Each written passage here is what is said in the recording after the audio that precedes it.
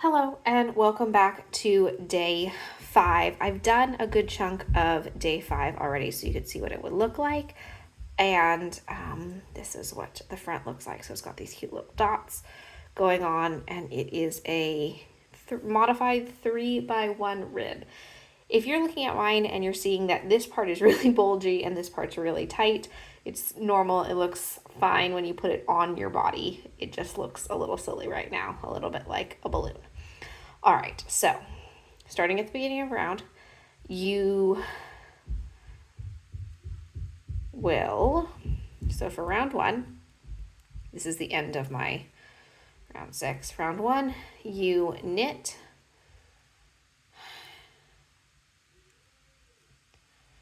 and typically, if you're not using magic loop, if you're using DPNs, you would knit to your marker, which would be right here. I don't have a marker because that's where I split for magic loop, so I didn't place a marker, but you would place a marker if you were knitting, if you're doing 9-inch circulars or DPNs or something.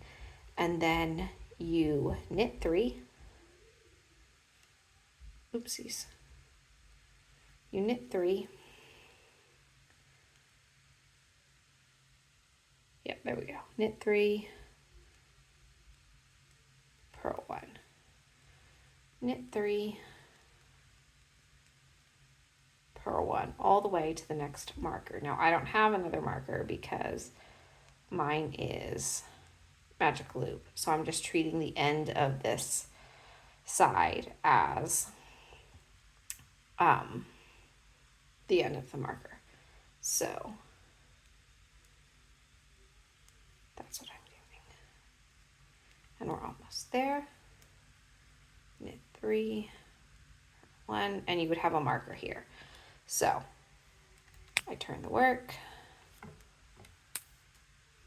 and then I knit to the beginning of round marker right here. So I knit,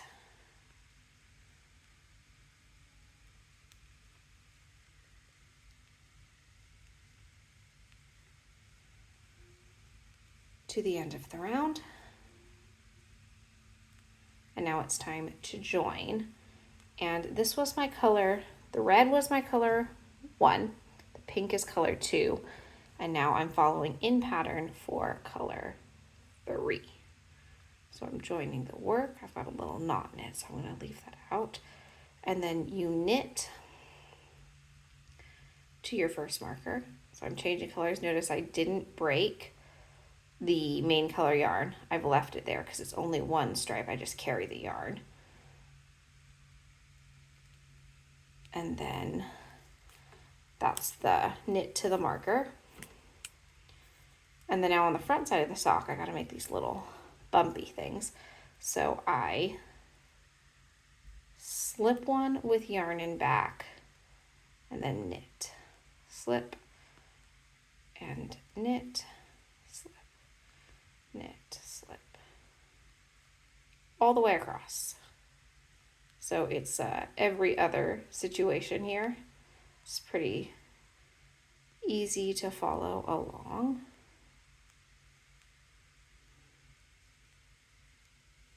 You do that all the way till the end of the row.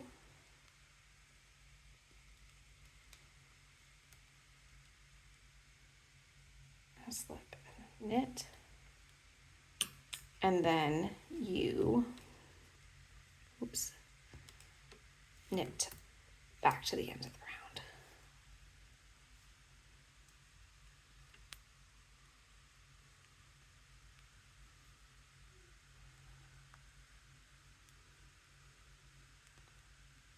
Oopsies.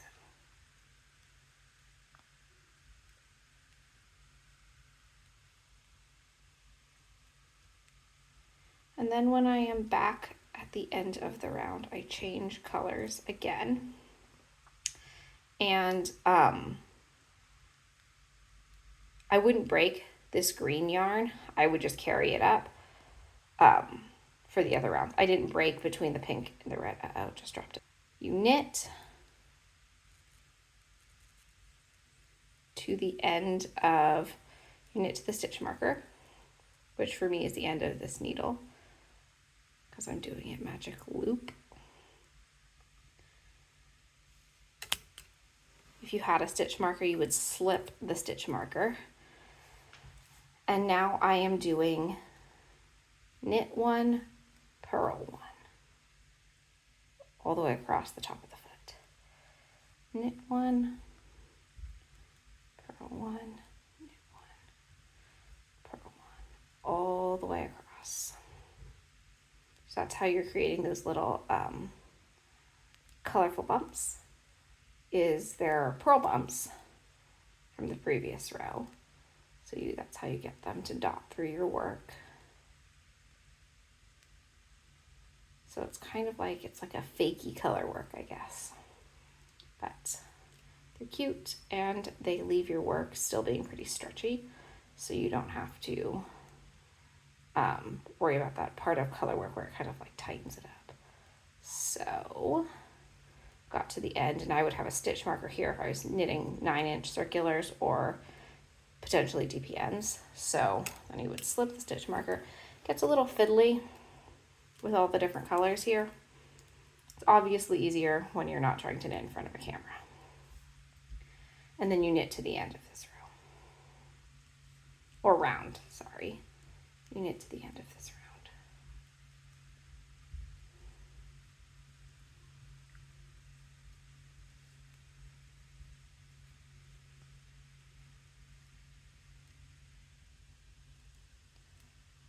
Then slip the knot, you knit again, slip the beginning round marker, knit to, I guess, the end of your needle or where it's marked. And then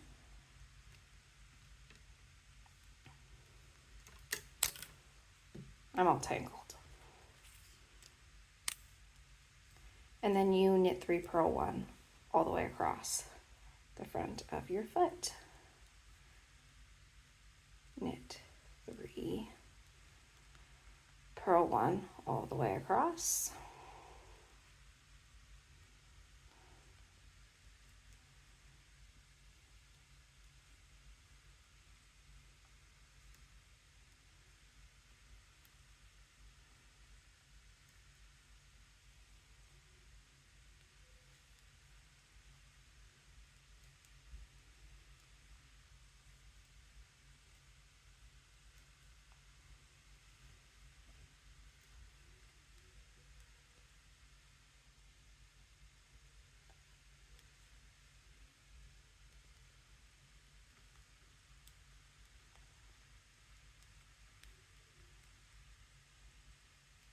Cord likes to pop forward, and then you knit to the end of the round.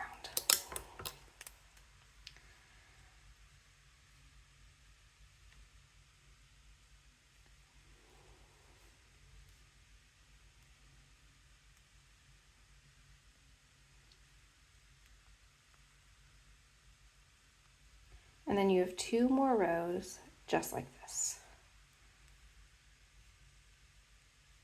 And then you're all done, and you can start the repeat again if you are continuing the length of your foot. And you want to knit and follow in this pattern until your foot measures 3 inches shorter than your desired length. And remember, when you're measuring a foot for socks, that you want about 1/2 inch to 1 inch of negative ease in the length. So this is your sock so far. This was clue 1, 2, 3, 4 is on the back for the heel, and then 5 is this. And when you stretch it, you can see how it kind of like pops the colors through like little stripes, and then you can see the stripes on the side. So I will see you again tomorrow for